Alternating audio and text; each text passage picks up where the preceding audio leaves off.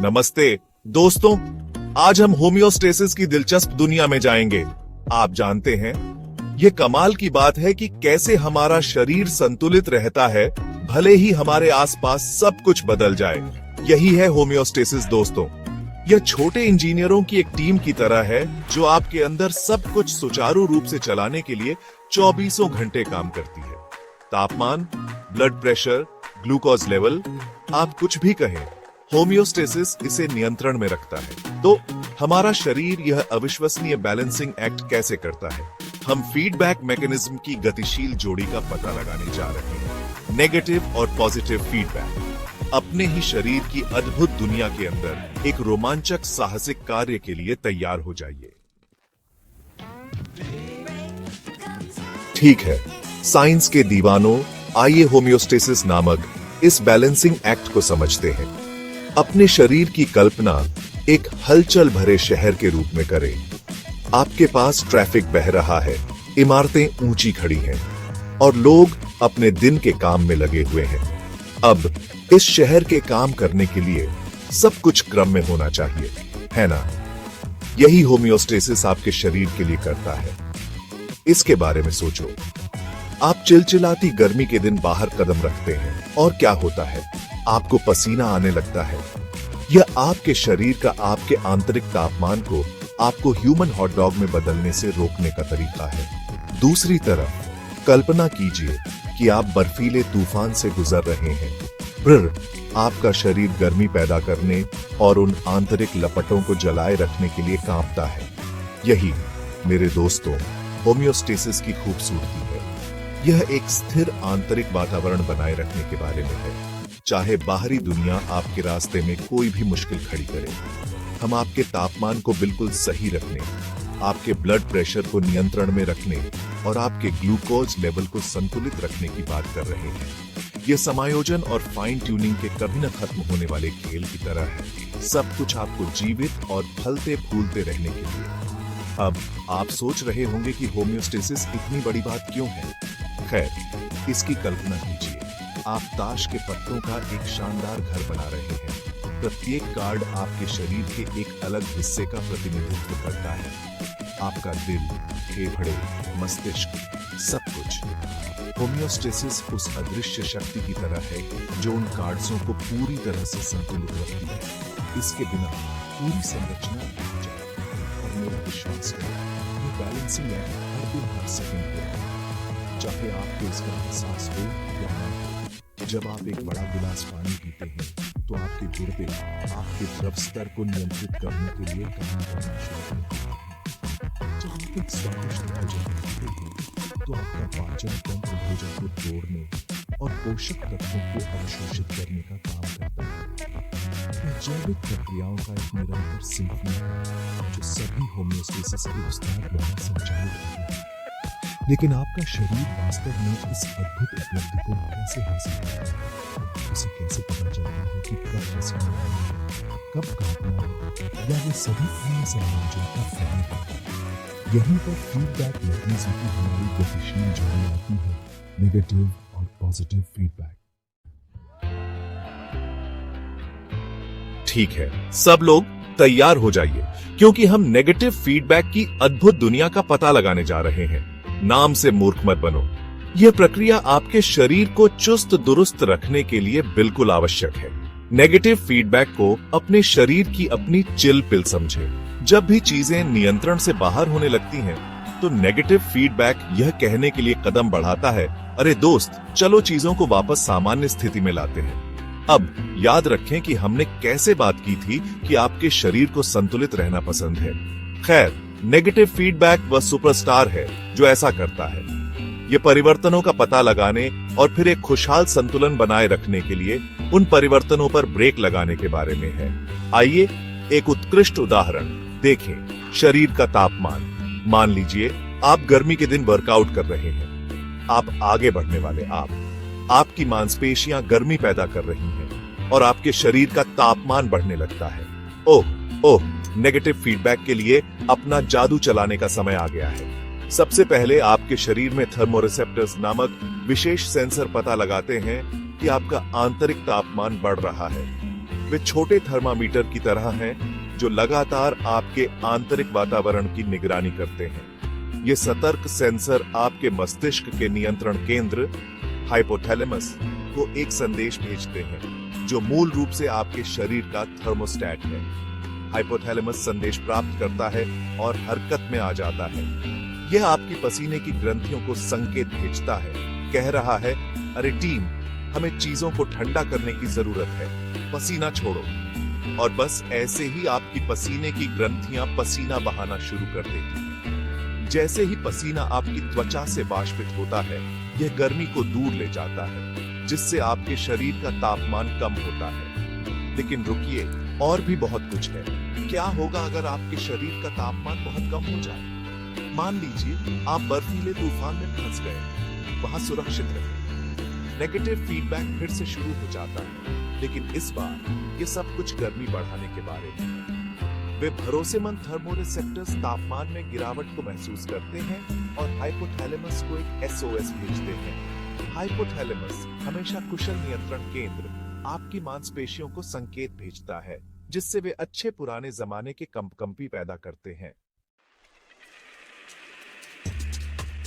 अपने उत्साह को बढ़ाने के लिए तैयार हो जाइए, विज्ञान के प्रति उत्साही, क्योंकि हम पॉजिटिव फीडबैक की प्राणपोषक दुनिया में गोता लगा रहे हैं। अब अगर नेगेटिव फीडबैक स्थिरता बनाए रखने के बारे में है, तो पॉजिटिव फीडबैक पार्टी के जीवन की तरह है। यह चीजों को हिला देने और काम पूरा करने के लिए यहां है। अपने अधिक शांत चित्त समकक्ष के विपरीत पॉजिटिव फीडबैक बदलाव पर ब्रेक नहीं लगाता है। इसके बजाय ये गैस पेडल पर कदम रखने और उन परिवर्तनों को बढ़ाने के बारे में है, जिससे प्रभावों का एक झरना बनता है, जिसकी परिणति एक विशिष्ट परिणाम में होती है। आइए बच्चे के जन्म की अविश्वसनीय यात्रा को एक प्रमुख उदाहरण के रूप में लें। जैसे ही एक बच्चा दुनिया में अपना भव्य प्रवेश करने के लिए तैयार हो रहा होता है, गर्भाशय ग्रीवा पर दबाव बढ़ जाता है। यह ऑक्सीटोसिन नामक एक हार्मोन की रिहाई को ट्रिगर करता है, जो रक्त प्रवाह के माध्यम से यात्रा करता है और गर्भाशय को सिकुड़ना शुरू करने के लिए कहता है। अब यहाँ पॉजिटिव फीडबैक आता है। बदले में वे गर्भाशय के संकुचन, गर्भाशय ग्रीवा पर और भी अधिक दबाव डालते हैं, जो और भी अधिक ऑक्सीटोसिन छोड़ने का संकेत देता है। यह एक श्रृंखला प्रतिक्रिया की तरह है। प्रत्येक संकुचन अगले को बढ़ाता है, एक शक्तिशाली फीडबैक लूप बनाता है जो तब तक जारी रहता है। आपने अनुमान लगाया, बच्चा पैदा होता है। कार्रवाई में पॉजिटिव फीडबैक का एक और नाटकीय उदाहरण रक्त का थक्का जमना है। कल्पना कीजिए कि आपको कट लग गया है। आउच! जब आपकी त्वचा घायल हो जाती है, तो यह एक संकट संकेत की तरह होता है, जो आपके शरीर को हरकत में आने और क्षति की मरम्मत करने के लिए सचेत करता है। प्लेटलेट्स, आपके रक्त में वे छोटी लेकिन शक्तिशाली कोशिकाएं, घटनास्थल पर सबसे पहले प्रतिक्रिया देने वाली होती है। वे चोट वाली जगह पर पहुंचते हैं और कट के किनारों से चिपकना शुरू कर देते हैं। लेकिन यहाँ मोड़ है। जैसे ही प्लेटलेट्स जमा होते हैं, वे ऐसे रसायन छोड़ते हैं जो पार्टी में और भी अधिक प्लेटलेट्स को आकर्षित करते हैं। यह एक पॉजिटिव फीडबैक लूप है जो एक स्नोबॉल प्रभाव पैदा करता है। जल्दी से छेद को प्लग करने और रक्तस्राव को रोकने के लिए एक थक्का बनाता है। तो यह रहा पॉजिटिव फीडबैक, प्रवर्धन का मास्टर और मानव शरीर में कुछ सबसे उल्लेखनीय प्रक्रियाओं के पीछे प्रेरक शक्ति। ठीक है, विज्ञान के जासूसों, हमने नेगेटिव और पॉजिटिव फीडबैक दोनों के अंदरूनी और बाहरी हिस्सों की खोज की है। अब आइए एक कदम पीछे हटें और इन दो फीडबैक मैकेनिज्म की साथ साथ तुलना करें। यह एक अच्छे पुराने जमाने के तस्लीम का समय है, नेगेटिव फीडबैक बनाम पॉजिटिव फीडबैक। इस कोने में नीले रंग की चड्डी पहने हुए हमारे पास नेगेटिव फीडबैक है, स्थिरता का चैंपियन। नेगेटिव फीडबैक एक स्थिर स्थिति बनाए रखने के बारे में है। इसे क्रूज नियंत्रण प्रणाली की तरह समझें, जो आपके शरीर को आसानी से क्रूज करता रहता है। रिंग के दूसरी तरफ लाल चड्डी पहने हुए हमारे पास पॉजिटिव फीडबैक है, प्रवर्धन का मास्टर। पॉजिटिव फीडबैक बदलाव लाने और चीजों को पूरा करने के बारे में है। यह एक टर्बोचार्जर की तरह है, जो आपके शरीर को जरूरत पड़ने पर अतिरिक्त बढ़ावा देता है। अब आइए इन दो फीडबैक टाइटन्स के बीच मुख्य अंतरों को तोड़ते हैं। सबसे पहले उनके लक्ष्य। नेगेटिव फीडबैक बदलाव का मुकाबला करने के बारे में है। यह एक झूले की तरह है। जब एक तरफ ऊपर जाता है तो नेगेटिव फीडबैक दूसरी तरफ नीचे धकेलता है, चीजों को संतुलित रखता है। दूसरी ओर पॉजिटिव फीडबैक बदलाव को अपनाता है। यह एक पहाड़ी से नीचे लुढ़कते स्नोबॉल की तरह है। यह छोटा शुरू होता है, लेकिन जैसे जैसे यह अधिक बर्फ उठाता है, यह बड़ा और बड़ा होता जाता है। अगला उनके तंत्र। नेगेटिव फीडबैक एक परिवर्तन का पता लगाकर काम करता है और फिर एक प्रतिक्रिया शुरू करता है जो उस परिवर्तन को उलट देता है। यह थर्मोस्टेट की तरह है। जब तापमान बहुत अधिक हो जाता है तो यह एसी चालू कर देता है। जब यह बहुत कम हो जाता है तो यह हीटर चालू कर देता है। हालांकि पॉजिटिव फीडबैक परिवर्तन को बढ़ाकर काम करता है। ठीक है सब लोग, हमने आज बहुत कुछ कवर किया है। होमियोस्टेसिस की जटिल दुनिया और फीडबैक मैकेनिज्म की गतिशील जोड़ी की खोज की है। अब आइए इसे होमियोस्टेसिस के कुछ संबंधित रोजमर्रा के उदाहरणों के साथ एक साथ लाते हैं। इन वैज्ञानिक सिद्धांतों को जीवन में आते देखने के लिए तैयार हो जाइए। सबसे पहले आइए उस चीज के बारे में बात करते हैं जिसका हम सभी अनुभव करते हैं, भूख लगना। आपके पेट में जो गड़गड़ाहट हो रही है वह आपके शरीर का कहने का तरीका है, अरे मेरे ऊर्जा भंडार कम हो रहे हैं, ईंधन भरने का समय आ गया है। यह काम पर नेगेटिव फीडबैक का एक उत्कृष्ट उदाहरण है।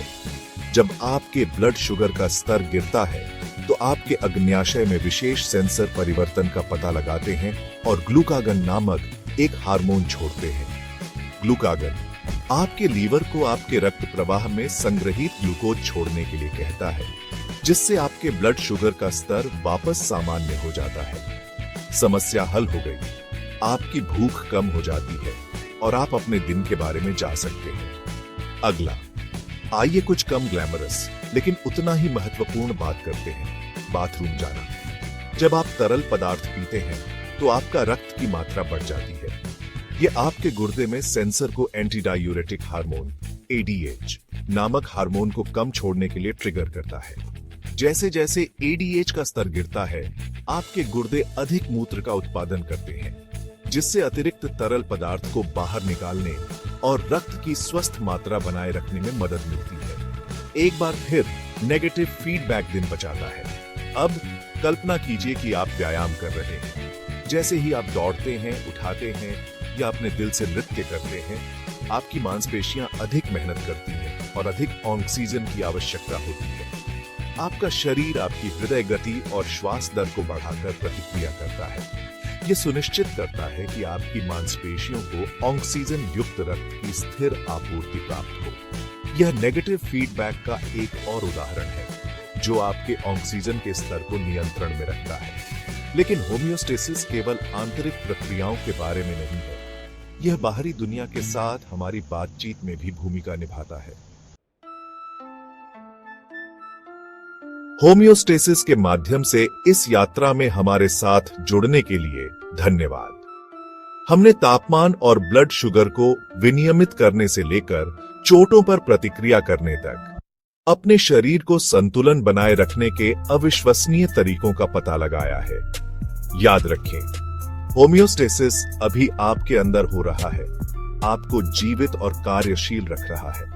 हमने नेगेटिव और पॉजिटिव फीडबैक की आकर्षक दुनिया में भी प्रवेश किया है। दो मुख्य तंत्र जो होमियोस्टेसिस को नियंत्रित करते हैं। नेगेटिव फीडबैक ब्रेक की तरह काम करता है, चीजों को स्थिर रखता है, जबकि पॉजिटिव फीडबैक एक्सीलरेटर की तरह काम करता है, बदलाव लाता है। मानव शरीर इंजीनियरिंग का एक चमत्कार है और होमियोस्टेसिस इसकी अविश्वसनीय क्षमताओं का सिर्फ एक उदाहरण है। इसलिए जिज्ञासु बने रहे, प्रश्न पूछते रहे और विज्ञान के अजूबों की खोज कभी न करें। अगली बार तक संतुलित रहें और उन फीडबैक लूप को नियंत्रण में रखें। अब के लिए